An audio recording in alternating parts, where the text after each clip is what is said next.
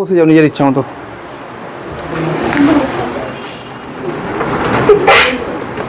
হ্যাঁ, sitting arrangement.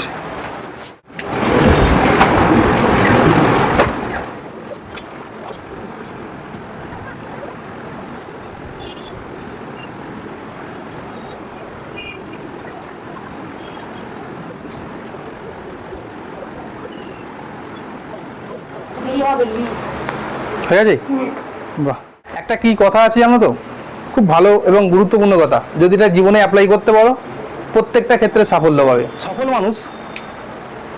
সফল মানুষ আনন্দকে বেশি উপভোগ করে না, আর অসফল মানুষ আনন্দকে যত বেশি পরিমাণে চায় উপভোগ করতে চায়। যারা অসফল মানুষ, মানে অসফল যার মধ্যে নেচারটা ঢুকে আছে, মানে আজকে অসফল হয়নি কিন্তু আগামী দিনে হবে, তার মধ্যে অসফলের বীজ পোঁতা আছে। তার মানে সিমটমস তুমি কীরকম দেখতে পাবে, তার মধ্যে কী কী তুমি বৈশিষ্ট্য দেখতে পারবে। সে আনন্দ বেশি উপভোগ করতে চাইছে, এন্টারটেনমেন্ট করতে চাইছে। কীরকম ব্যাপারটা ছোটো গান্ধী, বন্ধুদের সঙ্গে আড্ডা খুব বিশাল পরিমাণে দিতে ভালো লাগবে, 1 নাম্বার। 2 নাম্বার হচ্ছে ফোনে কিছু তুমি ঘাটাঘাটি করছো, ভিডিও দেখো, রিলস দেখো, ফেসবুক দেখো, সোশ্যাল সাইটগুলো যেগুলো আছে, যত বেশি পরিমাণে থাকা যায় তত বেশি থাকতে ভালো লাগবে, মানে আনন্দ করতে ভালো লাগবে। বিছানায় শুয়ে আছো, যদি এসি চলে খুব ভালো কথা, যদি নাহলে পাখা ঠান্ডা যাই হোক না কেন শুয়ে আছো, তো শুয়ে থাকতেই বেশি ভালো লাগছে। উঠে গিয়ে যে কিছু করবে, যে কষ্ট করতে হবে, এই জিনিসটা ভালো লাগছে না। কিন্তু একজন সফল মানুষ সে দেখবে, জানে আমার কষ্ট হবে, কিন্তু এই কষ্টটা আমাকে হ্যাবিট করতে হবে, কারণ এই কষ্ট যদি অভ্যাস না করি আগামী দিনে আমাকে আরও অনেক বেশি কষ্ট করতে হবে। যখন প্রাইমারি স্কুল তোমরা পড়েছো, যদি কেউ অন্য স্কুলে পড়ে থাকো সেটা আলাদা কথা, ছোটোবেলায় তো সবাই এই প্রাইমারি লেভেলের স্কুলগুলোতে পড়েছো, তখন কে গরিবের ছেলে কে বড় লোকের ছেলে এইসবের মাথার মধ্যে কোনো সেন্স ছিল না তো। তখন সবাই সমান, সবাই সবার বন্ধু। যত দিন গেল মানুষ বুঝতে শিখলো যে আচ্ছা আমি বড় লোকের ছেলে, ওর সঙ্গে মিললে হবে না, আস্তে আস্তে বিভাজন শুরু হয়। এইবার এই বড় লোক ছোটো লোক এইসব কোনো ব্যাপার ম্যাটার করে না, মেন ম্যাটার করে যে স্টুডেন্টটা ওই সব মানে সবারই মাঝখানে একই সঙ্গে ছিল, সে যখন আস্তে আস্তে বড় হয়েছে, সে নিজেকে কীভাবে ডেভেলপ করেছে, কতটা কষ্ট করেছে, কতটা মেহনত করে নিজেকে ডেভেলপ করেছে। এখন কেউ করেছে কেউ করে না, দুটো তো ভাগ হয়, আর কেউ মাঝামাঝি পোর্শনে থাকে। যে ভালোভাবে করে বেরিয়ে গেল সে এক একটা সময় গিয়ে এক একটা জায়গায় পৌঁছে গেছে। আজকে যারা বাবা কাকারা আছে দেখবে ঠিক এক একটা জায়গায় কেউ কেউ জায়গায় পৌঁছে গেছে, বা দাদারা দেখবে। আবার কিছু দাদাদের দেখবে যারা এখনও পর্যন্ত গাদার মতো খেটে যাচ্ছে, হয় তারা তখন বোঝেনি, বা তারা তখন বুঝেও কিছু কাজ করেনি, কারণ কষ্ট সহ্য করতে পারতো না। এখন কষ্ট যদি তুমি সহ্য না করো তাহলে তোমার কী হবে? তাহলে তুমি গিয়ে কোনো কারখানায় কাজ করবে, কোনো রাজমিস্ত্রি বা ওই টাইপের যে কাজগুলো, 500,000 টাকা দৈনিক পাবে, যার মধ্যে অনিশ্চয়তা থাকবে, নো ওয়ার্ক নো পে, এই সিস্টেম তোমার মধ্যে লাগু থাকবে। তুমি গেলে কাজে টাকা পাবে, না গেলে কোনো টাকা পাবে না। সেই জন্য যদি তুমি সফল মানুষ হতে চাও, সবার ফার্স্ট কষ্টকে অ্যাকসেপ্ট করো। এ থেকে পালিয়ে যাওয়ার কোনো উপায় নেই। তুমি যত বড় বড় বিখ্যাত ব্যক্তি আছে তাদের বায়োগ্রাফি পড়ো, তাদের আত্মজীবনী বইগুলো পড়ো, তারা সারা জীবন 60-70 বছর ধরে যে এক্সপিরিয়েন্স গ্যাদার করেছে তার উপর ভিত্তি করে যে বই লিখেছে, তোমার 3-4 দিন লাগবে সেই বইটা পড়তে। তার 60-70 বছর তোমার 3-4 দিনে কমপ্লিট হয়ে যাবে। ওই জন্য যত বেশি বই পড়বে তত তুমি নলেজ পাবে। ফোনের মধ্যে কি আছে? কিচ্ছু নেই। ফোনে যেটুকু আমার প্রয়োজন সেটুকু ইউজ করে বাদ বাকি সময়টা ফোনে আর দিওনি, তাহলে তুমি জীবনে কখনো সফল হতে পারবে না, আর সময় জলের মতো কেটে যাবে। আর যারা ওই বলছিলাম সফল আর অসফলের ব্যাপারটা, যারা অসফল তারা ফোনের প্রতি অ্যাডিক্টেড হবেই, ফোনের প্রতি বেশি বেশি আনন্দ পাবে। সেখানে সফল হতে চাইলে যেগুলো অযথা সময় নষ্ট করছো সেগুলোকে বাদ দাও, আর কষ্টকে অ্যাকসেপ্ট করো, টাইমলি সমস্ত কাজ করো। এখনকার কাজ বিকালে করবো, বিকালের কাজ রাত্রে করবো, আজকের কাজ কালকে করবো, হবে না। এখন যে সময়টা চলে যাচ্ছে, তুমি কোটি কোটি টাকা দিলেও 1 সেকেন্ডকে আগিয়ে নিয়ে আসতে পারবে না, পারবে কেউ? যে সময়টা চলে যাচ্ছে সেই সময়টা আর তুমি বলতে পরে করবো, এই সময়টা তুমি তাহলে কী করলে? নষ্ট করলে। তুমি বললে আমার কাছে টাকা আছে, আমি এই সময়টাকে একটু পিছনে করে নেবো, পারবে? কেউ পারবে না তো। সেই জন্য সময়কে কাজে লাগাও, কষ্ট হোক, নিজেকে ইউজ করে নাও। এই সময়টা খাটার সময়, এই সময়টা চলে গেলে আর কিছু করতে পারবে না, বুঝতে পেরেছো? দেখো, একটি শাড়িতে ABCDE 5 জন বন্ধু বসে আছে একই শাড়িতে। তাহলে আমি শাড়িটা বানিয়ে নিচ্ছি।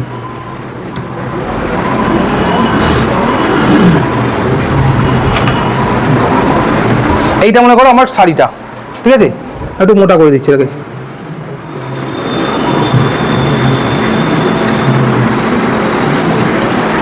এই দাগটা হচ্ছে একটা শাড়ি। এখানে কজন বসে আছে? 5 জন, ABCDE। এবার ABCDE কিভাবে বসে আছে, কে কার পাশে, সেটা আমি এখন লাইনে সাজাতে পারবো না ইচ্ছা মতো। এবার ডাইরেকশন কি দিয়েছে? A B এর ডান দিকে আছে, তাহলে A, এবার ধরে নিচ্ছি সবাই উপর দিকে মুখ করে আছে। কোন দিকে আছে? ওই দাগটার অর্থ হচ্ছে সবাই উপর দিকে মুখ করে আছে, ধরে নিলাম। বলতে দেয়নি যে কে কোন দিকে মুখ করে আছে, কেউ যখন কিছু বলে দেয়নি তখন আমরা একই দিক ধরে নেবো। এবার আমরা উপর দিকেও ধরতে পারি, নিচের দিকেও ধরতে পারি, ঠিক আছে? তাহলে A কি বলেছে? B এর ডান দিকে, A B এর ডান দিকে, তাহলে B এর ডান দিকে মানে বিটা এখানে হবে। বি তো উপর দিকে মুখ করে আছে এদিকে, তাহলে বি এর ডান দিকে বসে আছে, এই লাইনটা কাজ শেষ। এবার বলছে ই বি এর বাঁ দিকে আছে, ই বি এর বাঁ দিকে আছে, কিন্তু সি এর ডান দিকে আছে। তাহলে ই ব্যক্তি দুজনের মাঝখানে আছে, বি আর সি এর মাঝখানে। কিভাবে আছে না, বি এর বাঁ দিকে, বি এর বাঁ দিক কোনটা? এই দিকটা, তার মানে এখানে ই, কিন্তু সি এর ডান দিকে, তার মানে সিটা এখানে আছে। বুঝে গেছে? তারপর কি বলেছে? যদি এ ডি এর বাঁ দিকে থাকে, যদি এ ডি এর বাঁ দিকে থাকে, তাহলে ডিটা এদিকে, ডি এর বাঁ দিকে থাকে, তবে মাঝখানে কে আছে? কে আছে?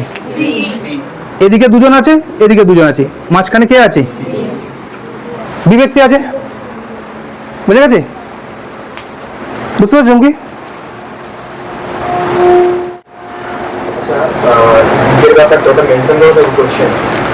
না, মেনশন করা থাকবে এরকম কোনো ব্যাপার নেই। হ্যাঁ, থাকতে পারে, থাকতে পারে, কোনো দিক বলে দিতে পারে যে অমুক দিকে তাকিয়ে আছে, মেনশন করতে পারে। আসছে, আমরা সেই জায়গাতেও আসবো।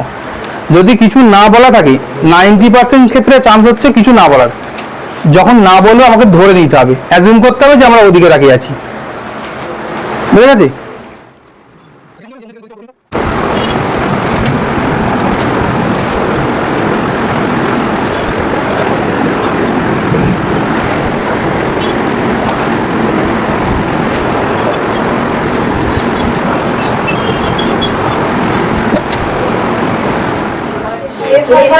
এক নম্বরটা কি হবে?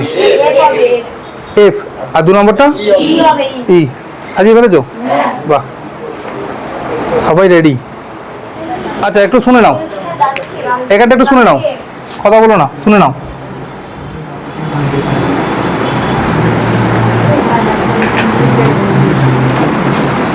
দেখো, তোমার কাছে এরকম তো 4টে অপশন থাকবে, ABCD। এবার এই অপশানে আছে মনে করো ই এফ, এখানে এফ ই, এখানে সি ডি, এখানে ডি সি, এরকম 4টে অপশান আছে। তোমাকে কী করতে হবে?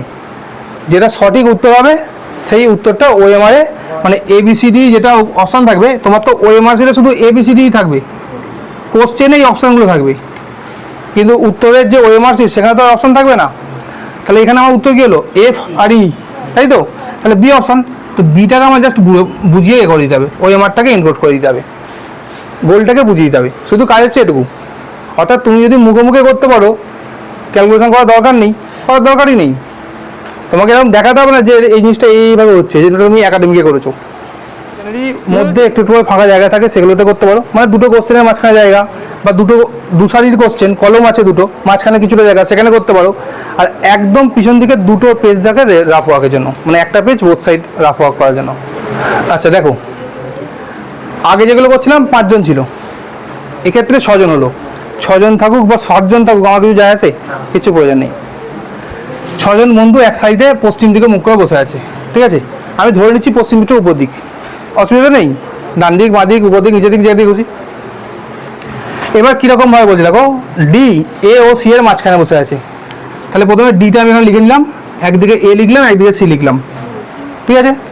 ডি তো এ আর সি এর মাঝখানে বসছিল, তাহলে ডি এরকমভাবে মানে ডি এর যদি ওপর দিকে আমি মুখ করে থাকি সবাই ধরে নিই, তাহলে ডি এর বাম দিকে এ ডান দিকে সি, উল্টো ঘটনাও করতে পারতো, এদিকে সি এদিকে এ মাঝখানে ডি, দুটোই ঘটনা করতে পারতো। তোমার কাছে দুটোই সাজিয়ে নেওয়া, তুমি যখন পরীক্ষার খাতা ক্যালকুলেশন করবে তখন তোমাকে দুটোই সাজিয়ে নিতে হবে, কারণ এর পরের অর্ডারটা বলবে যে এইটা ঠিক হবে না এটা ঠিক হবে, এখন তুমি বুঝতে পারবে না, ঠিক আছে? তারপর এখানে কি বললো, বি সি এর ডান দিকে কিন্তু এফ এর বাঁ দিকে, বি সি এর ডান দিকে, বি সি এর ডান দিকে, তাহলে সি এর ডান দিকে বি করলাম, ঠিক আছে? আর এফ এর বাঁ দিকে, তাহলে এদিকে আমার এফ আছে, তাই তো? সবাই উপর দিকে তাকিয়ে ধরে নিচ্ছি, মানে উপর দিকটা হচ্ছে পশ্চিম দিক, ঠিক আছে? ই ডান দিকের শেষে বসে নেই, মানে ডান দিকের শেষে ই নেই, তার মানে এখানে ই আছে, তাহলে শেষের লাইনটা আমার কিছু দরকার নেই, আমি মুছে দিলাম, বুঝে গেছে? আমি যে এইখানে প্রথমে করেছিলাম সি আর এদিকে এ মাঝখানে ডি করেছিলাম, এটার কি এখন আর দরকার আছে? আমার তো কোশ্চেন অনুযায়ী সাজানো হয়ে গেছে, তাহলে এটার আমার প্রয়োজন নেই, মুছে দিই। এবার আমাকে দুটো প্রশ্ন করেছে, ডান দিকে শেষে কে বসে আছে, তাহলে উপর দিকে মুখ করে থাকলে ডান দিকে শেষে কে বসে আছে, এফ বসে আছে, এখানে লিখে দিই এফ, 1 নম্বর উত্তর। আর বাম দিকের শেষে কে বসে আছে,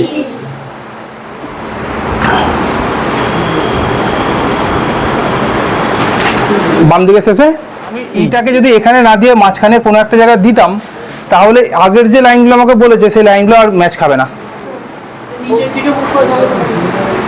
যদি নিচের দিকে মুখ করি, মানে আমার তো পশ্চিম দিক বলে দিয়েছে, এখানে এখানে আমার পশ্চিম দিক বলে দিয়েছে, ঠিক আছে? এবার আমি ধরে নিচ্ছি উপর দিকটা পশ্চিম দিক, আমাদের এই যেভাবে আমরা বসে আছি সেখান থেকে আমাদের উপর দিকটা ধরলেই সুবিধে। আমি নিচের দিকে করি না, কোনো সমস্যা নেই, আমি ডান দিকে করি, তাহলে ওইভাবে সাজাবো, যেদিকে খুঁজে, ওটা কোনো ম্যাটার করবে না, কিচ্ছু ম্যাটার করবে না, ওটা কিচ্ছু ম্যাটার করবে না। এই ডান দিকে শেষে কেন বসে আছি, নেই কেন, এখানে তো বলে দিয়েছে ই ডান দিকে শেষে বসে নেই, তো পছন্দ নয় জায়গাটা, ওই জায়গাটা ওর পছন্দ নয়। তুমি যেমন ওই দেওয়ালের ডান দিকে বসনি, তোমাকে বলে এখন তুমি ওখানে বসে পড়ো, বসবে তুমি, তাহলে বিয়ে থেকে সরিয়ে এখানে করে দিচ্ছি, আর তুমি 4টে মেয়ে মাঝখানে ওখানে বসে পড়বে, বুঝবে? বুঝবে না তো, কেন? পছন্দ নয় তো, ইয়েরও তেমন ডান দিকে শেষে বসার কোনো ইচ্ছা নেই, ওই জন্যও বসে নেই, বুঝে গেছে? তাহলে আগের যে কটা করলাম সেখানে দিক মেনশন করা ছিল না, এখানে দিক মেনশন করা হলো, তাহলে এবার তোমরা বলো যে দিক মেনশন করা আর না করার মধ্যে কোনো পার্থক্য আছে কি? দিক মেনশন করা না করার মধ্যে কোনো পার্থক্য নেই। এবার সেরকমভাবেই যদি সারি একটা জায়গায় দুটো হয়ে যায় তখনও বিশেষ কিছু ম্যাটার করবে না, ঠিক আছে? বুঝে দিই এটা, মানে এবার স্ট্রেট লাইনে কাজ ক্লিয়ার তো?